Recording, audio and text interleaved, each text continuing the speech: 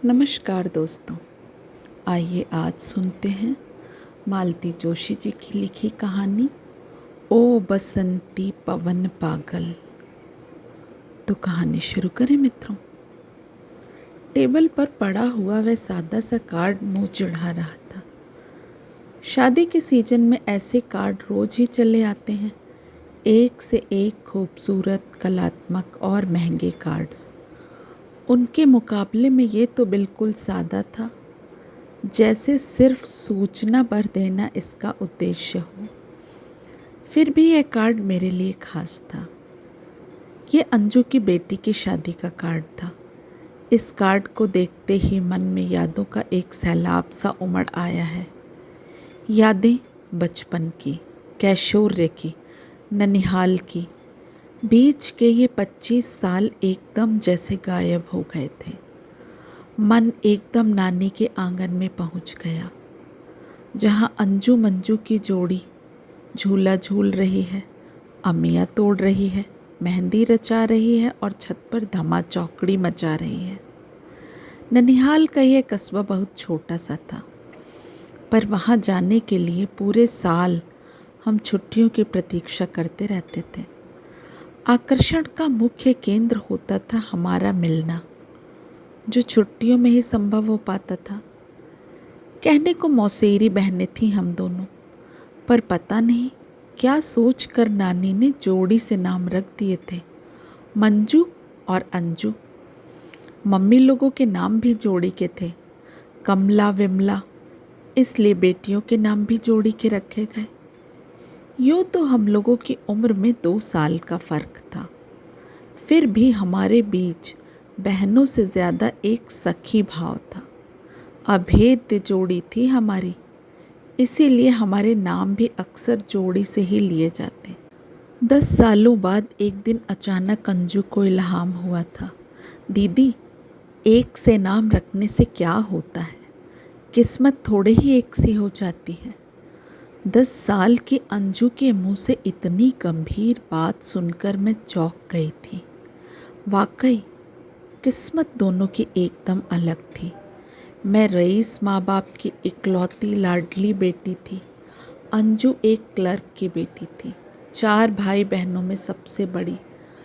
बड़प्पन के उस बोध ने उसे असमय गंभीर बना दिया था। मैंने फिर एक दिन अपनी मम्मी से पूछा था, नाना जी ने ऐसा अन्याय क्यों किया? दोनों बेटियों के लिए एक सा घर देखना था ना। घर तो एक सा ही देखा था बिल्लो, पर नाना जी दोनों की किस्मत तो एक सी नहीं लिख सकते थे ना। मम्मी ने मानो अंजू की ही बात दोहरा दी थी। तेरे पापा की सेंट्रल की नौकरी थी, एक बार आसाम ट्रांसफ़र हुआ तो उन्होंने तैश में आकर नौकरी छोड़ दी, एक छोटा सा बिजनेस डाल लिया और लक्ष्मी मैया की ऐसी कृपा हुई कि मेरी दुनिया ही बदल गई। बिजनेस बढ़ने लगा तो तेरे पापा ने तेरे मौसा जी से भी कहा था कि साथ आ जाओ, दोनों मिलकर आसमान छू लेंगे, पर वो आदमी एकदम खूसट है। बेचारी विमला की किस्मत ही खराब है और क्या।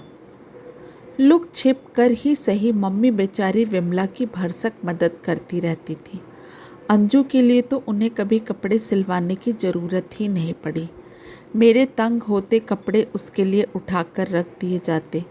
ननिहाल की वार्षिक यात्रा पर वे मौसी को सुपुर्द कर दिए जाते।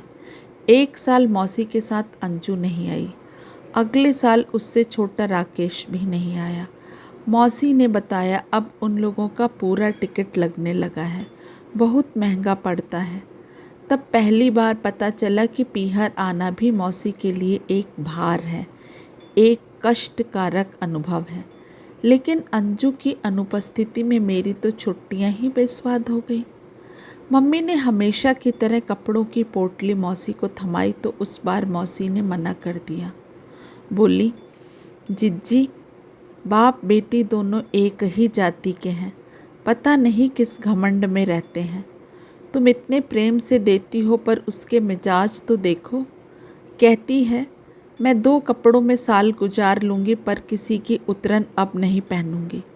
अजीब घनचक्कर लड़की है, भाई बहन क्या एक दूसरे के कपड़े पहनते नहीं हैं? वही तो, पिछले साल वाले कपड़े भी वैसे ही पड़े हुए थे। फिर मैंने उनसे स्टील के 2 डब्बे खरीद लिए, पर हर बार ऐसा अच्छा नहीं लगता। ये मन बहुत दुखता है।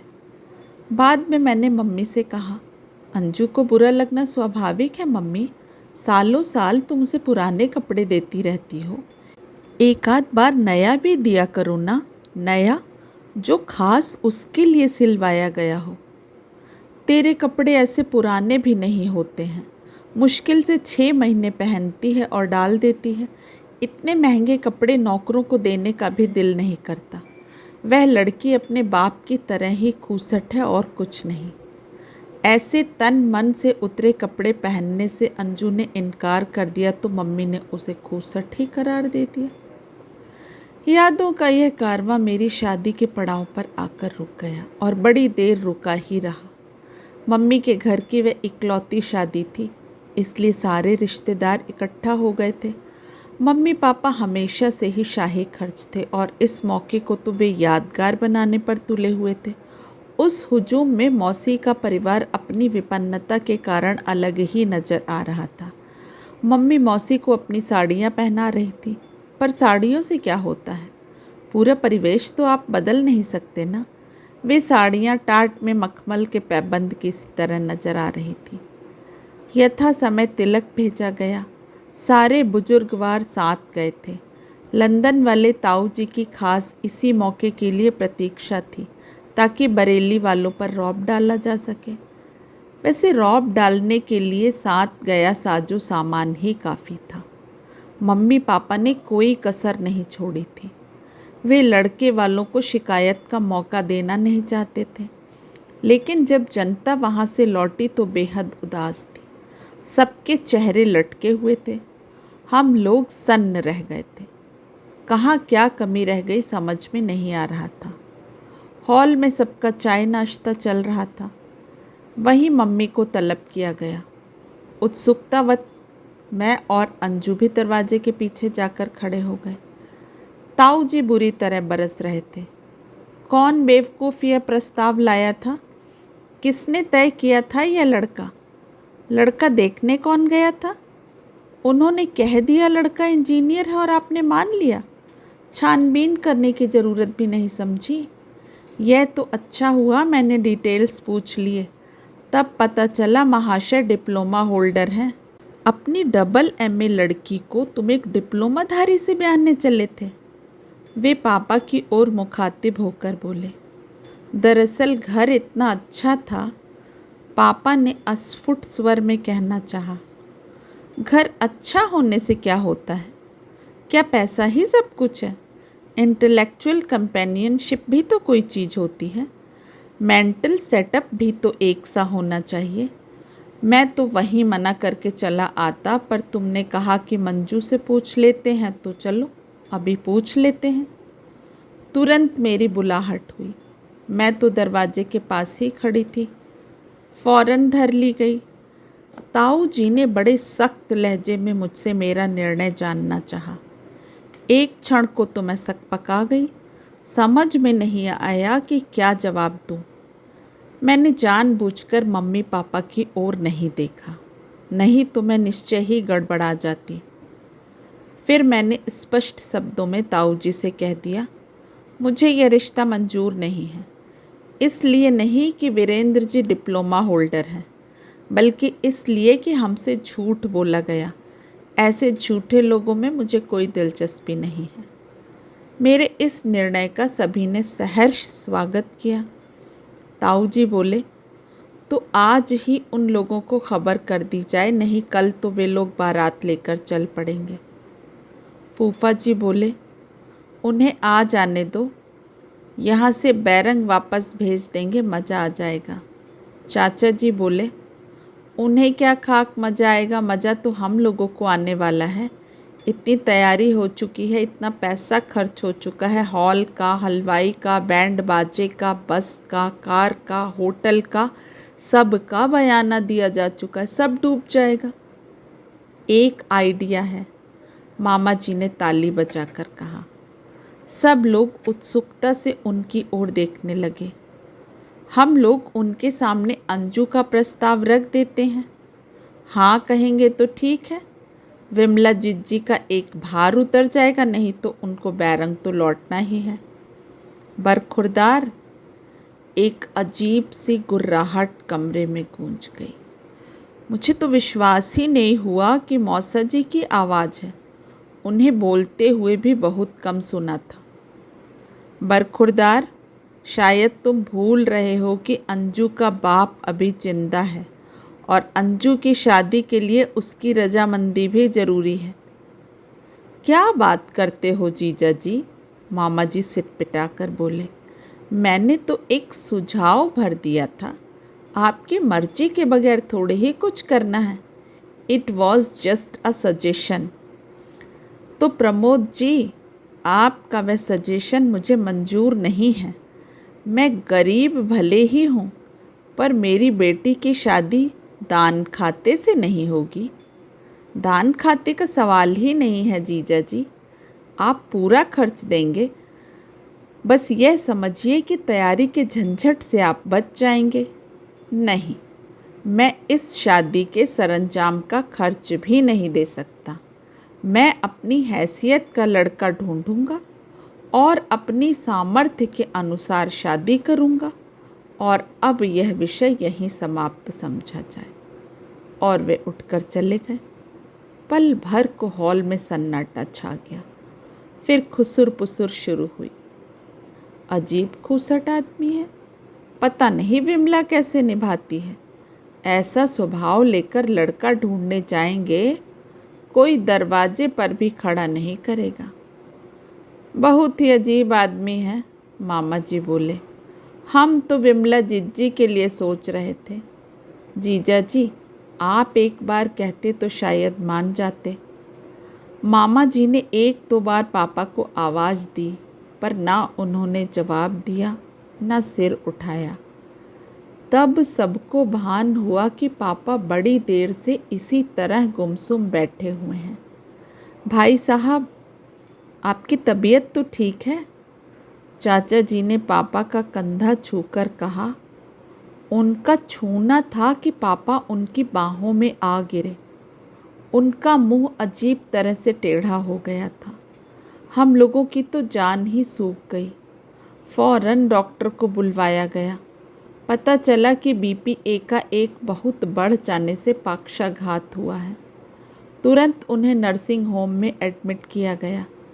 पापा की इस आकस्मिक बीमारी के बावजूद मौसा जी उसी रात सब परिवार लौट गए। मौसी मम्मी के पास रुकना चाहती थी, पर उन्हें डपट दिया। इस समय घर में मेहमान जितना कम हो अच्छा है। तुम्हारी बहन मरीज की तीमारदारी करेगी कि मेहमानों की आव भगत करेगी। अगले 6 महीनों तक पापा की दुनिया बिस्तर में ही सिमट कर रह गई थी। वो तो आजकल लकवे का इलाज होने लगा है, नहीं तो शायद पूरी ज़िंदगी बिस्तर में ही पड़े रहते। फिर भी घर से बाहर कदम रखने में उन्हें पूरा 1.5 साल लग गया। पहले की तरह चलना फिरना, हंसना बोलना तो संभव हुआ ही नहीं। कुछ ना कुछ नुक्स रह ही गया था। इन 1.5 सालों में पूरा परिदृश्य ही बदल गया था। मेरी शादी की तैयारियों ने उनके बैंक अकाउंट में बड़ा सा छेद कर दिया था। रही सही कसर बीमारी ने पूरी कर दी थी। इतने यत्न से जो बिजनेस उन्होंने स्थापित किया था वह चरमराने लगा था। लोगों के चेहरों से नकाब उतरने लगे थे और उन चेहरों में अपना कोई नज़र नहीं आ रहा था। पापा से थोड़ी फुर्सत पाते ही मम्मी ने मेरी शादी के लिए प्रयास शुरू कर दिए। अब तो हमें बरेली वाले भी मंजूर थे, पर उन्होंने बहुत पहले ही सारा सामान लौटाकर हाथ जोड़ लिए थे। किसी शुभ चिंतक ने इस खेमे की खबर उन तक पहुंचा दी थी। इनकार का सहरा उनके ही सिर रहा। फिर नए सिरे से खोजबीन शुरू हुई। एकाएक पता चला कि मेरी उम्र बहुत बढ़ गई है। मेरी डिग्रियां लोगों को खटकने लगी हैं। पहली शादी के टूटने से भी लड़के वाले बिदकने लगे हैं। पहले जो रिश्तेदार बौने नज़र आ रहे थे, वे भी अब हमारी पहुंच से दूर मालूम होते थे। हित चिंतक कभी किसी डाइवर्सी का या दुहाजू का रिश्ता लेकर आ जाते थे तो मम्मी उन्हें डांटकर भगा देती थी। दोबारा वे इधर का रुख नहीं करते थे। फिर मम्मी ने ज्योतिषियों के चक्कर लगाना शुरू किया। करीब करीब सबने कहा कि 2 साल पहले एक संयोग बना था, वह बहुत ज़बरदस्त था। अगर वह संयोग ज़बरदस्त था तो शादी क्यों नहीं हुई, इसका उत्तर किसी के पास नहीं था। उन लोगों ने बताया कि वैसा संयोग फिर से बनेगा तो, पर देर लगेगी। किसी ने माणिक, किसी ने मूंगा, किसी ने मोती धारण करने के लिए कहा, किसी ने पीपल पर जल चढ़ाने के लिए कहा तो किसी ने रोज पार्वती मंगल पढ़ने की सलाह दी। सोमवार का व्रत तो कईयों ने सुझाया। अंगूठियां तो मैंने पहन ली, पर नियम व्रत मेरे वश के नहीं थे। उन पर विश्वास भी नहीं था। इसी बीच एक दिन अंजू की शादी का निमंत्रण मिला। पापा का बहाना लेकर मम्मी ने इन दिनों रिश्तेदारी में जाना ही छोड़ दिया था। बदली हुई परिस्थिति में वे किसी का भी सामना करने से कतराती थी। किसी समय वे परिवार की सबसे संपन्न महिला थी। वे अब भी लोगों को उसी खुश फहमी में रखना चाहती थी। अंजू की शादी में मुझे ही जाना था। इच्छा अनिच्छा का कोई प्रश्न ही नहीं था। मम्मी ने मेरे दहेज के सामान से ही 2-3 साड़ियाँ निकाल कर अंजू और मौसी के लिए पैक कर दी। एक इत्रदान भी रख दिया। तिलक का सामान भी वैसा ही पड़ा हुआ था। उसमें से तीनों बच्चों के लिए पैंट शर्ट और मौसा जी के लिए एक 3 पीस सूट का कपड़ा निकाला गया। उस दिन पहली बार मुझे अपनी शादी टूटने का शिद्दत से एहसास हुआ। मम्मी की मजबूरी थी। इतना महंगा सामान खरीदने की सामर्थ्य नहीं थी और किसी भी तरह से कमतर तोहफा वे देना नहीं चाहती थी। जो भी हो, उस दिन मेरा मन बहुत रोया था। अंजू उन साड़ियों को देखकर बोली, मौसी ने नाहक इतना खर्च किया। भला इतनी महंगी साड़ियाँ पहनकर मैं कहाँ जाऊँगी? वाह, नई ब्याहुली को तो ऐसे ही कपड़े पहनने चाहिए। पर उस घर में फबना भी तो चाहिए। क्यों? मैंने डरते डरते पूछा। क्या घर बहुत अच्छा नहीं है? बुरा भी नहीं है, वह हंसकर बोली। बाबू की लड़की बाबू के घर जा रही है, बुरा क्या है? मैंने देखा अंजू का चेहरा निर्विकार था। शादी की कोई उमंग, कोई रौनक मुझे वहाँ नज़र नहीं आई। मुझसे रहा नहीं गया। मैंने कहा, उस दिन मौसा जी ने हठ धर्मी ना की होती तो आज तुम्हारी ज़िंदगी कुछ और होती अंजू। मैं भी औरों की तरह उन्हें कंजूस, जिद्दी, आक्रमण्य और खूसट समझती थी। उस दिन पहली बार पता चला कि लाख गरीब सही, यह आदमी स्वाभिमानी है। जिंदगी भावनाओं से नहीं चलती अंजू। अपने स्वाभिमान की बलि देकर मौसा जी अगर तुम्हारा भविष्य संवार देते तो ये उससे भी बड़ी बात होती। कोई ज़रूरी था कि बरेली वाले यह संबंध स्वीकार ही कर लेते? तब मेरी कितनी किरकिरी होती सोचो। और अगर वे हाँ कर देते तो क्या मैं कभी हीन बोध से मुक्त होती? क्या वह आदमी कभी सिर उठाकर रिश्तेदारों के बीच खड़ा हो पाता? नहीं दीदी, आदमी को अपने प्राप्य से ही संतोष करना चाहिए। हवाई किले बनाने से दुख ही हाथ आता है। अंजू ने अपरोक्ष रूप से मुझे ही उपदेश दे डाला था। इसके बाद अंजू से मुलाकातें कम होती चली गईं। वह स्वाभाविक भी था। वह अपनी घर गृहस्थी में, बच्चों में, नौकरी में मशरूफ़ हो गई थी। बस एक बार नानी की 13वीं पर मिली थी। और हाँ, पापा की मृत्यु पर भी समय निकाल कर आई थी। बाकी उसकी खबरें मिलती रहती थी। अंजू की बेटी हुई है, अंजू के बेटा हुआ है, अंजू की बेटी हाई स्कूल पास हो गई है, बेटा इंजीनियरिंग में आ गया है, बेटी ने एमएससी में टॉप किया है, उसके पति का प्रमोशन हो गया है। मामा मौसी की चिट्ठियों से ये सारी खबरें मिलती रहती। इससे ज़्यादा जानने की ना तो उत्सुकता थी ना फुर्सत थी। पापा जब तक रहे उन्होंने मुझे नौकरी नहीं करने दी। नौकरी की बात चलते ही उनके आंखों से झरझर आंसू झरने लगते। मम्मी लंदन वाले ताऊ जी के लिए गालियां निकालने लगती, जिन्होंने बना बनाया खेल बिगाड़ दिया था। नहीं तो आज घर की हालत कुछ और होती। पापा की मृत्यु के बाद मम्मी को मनाने में मुझे ज़्यादा प्रयास नहीं करना पड़ा। घर की हालत उनसे छिपी हुई नहीं थी। नौकरी के लिए भी मुझे बहुत ज़्यादा हाथ पैर नहीं मारने पड़े। मेरे पास हिंदी और अंग्रेजी में एमए की डिग्रियां थीं। कीट्स की संवेदनशीलता पर मेरी थीसिस तैयार थी। बड़ी आसानी से मुझे गर्ल्स कॉलेज में नौकरी मिल गई। नौकरी की चिंता से मुक्त होने के बाद मैंने अपनी ओर ध्यान देना प्रारंभ किया। ये बीच वाले वर्ष बड़े कसाले के गुजरे थे। उन्हें लौटाना तो मुश्किल था, पर अब मुझे अपने को संवारना था, सहेजना था। मुट्ठी में बंद रेत की तरह फिसलती उम्र को बांधे रखना था। मुझे अभी भी उस सुखद संयोग की प्रतीक्षा थी। मेरी आंखें अभी भी सपनों के राजकुमार की बाट जोह रही थी। ऐसा ना हो कि किसी दिन वह आए और मुझे देखकर उल्टे पैरों लौट जाए। मुझसे 2 साल छोटी अंजू आज अपनी बेटी को ब्याहने चली है और मैं आज भी प्रतीक्षारत कन्याकुमारी की तरह हाथ में वरमाला लिए खड़ी हूँ। स्टेशन पर उतर कर मैं इधर उधर देख रही थी कि एक सुदर्शन युवक ने आकर मेरे पैर छुए। आप मंजू मौसी हैं ना? तुमने कैसे पहचाना? माँ ने हूबहू वर्णन जो कर दिया था, उसने हंसते हुए कहा और मेरा बैग उठा लिया। उसे देखकर मन में एक टीस सी उठी।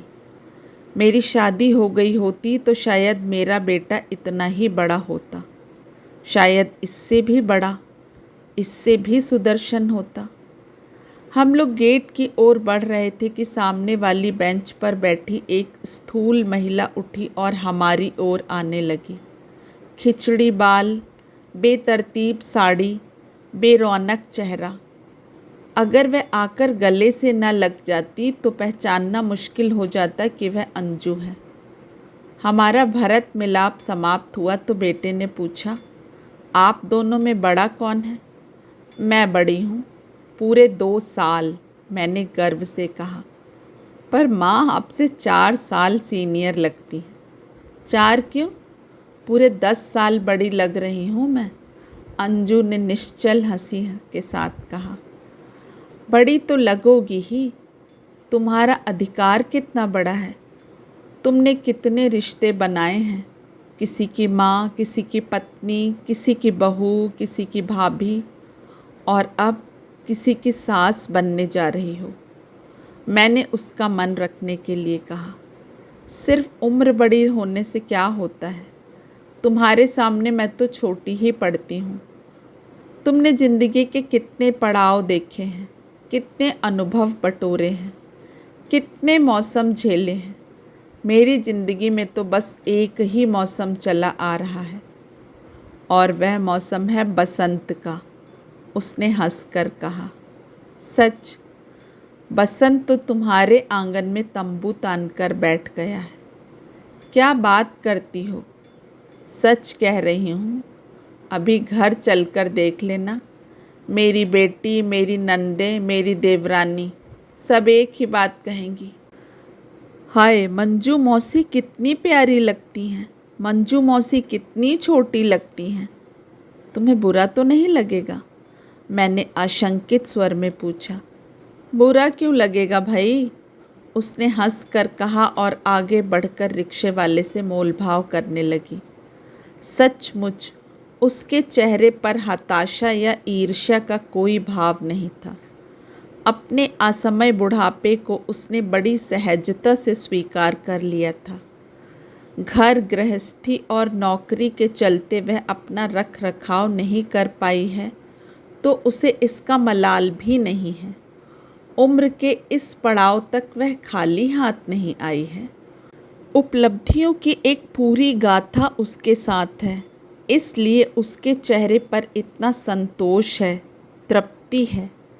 मेरे जीवन का यह बेमौसम बसंत अगर किसी दिन अचानक हेमंत में बदल गया तो क्या मैं इतनी ही शांत और निर्विकार रह पाऊंगी? जीवन में पहली बार मुझे अंजू से ईर्ष्या हो आई।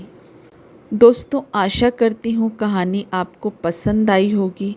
अपना कीमती समय देने के लिए आप सभी का हार्दिक आभार। कल फिर मिलेंगे एक अच्छी सी कहानी के साथ। आप सभी का समय शुभ हो। नमस्कार।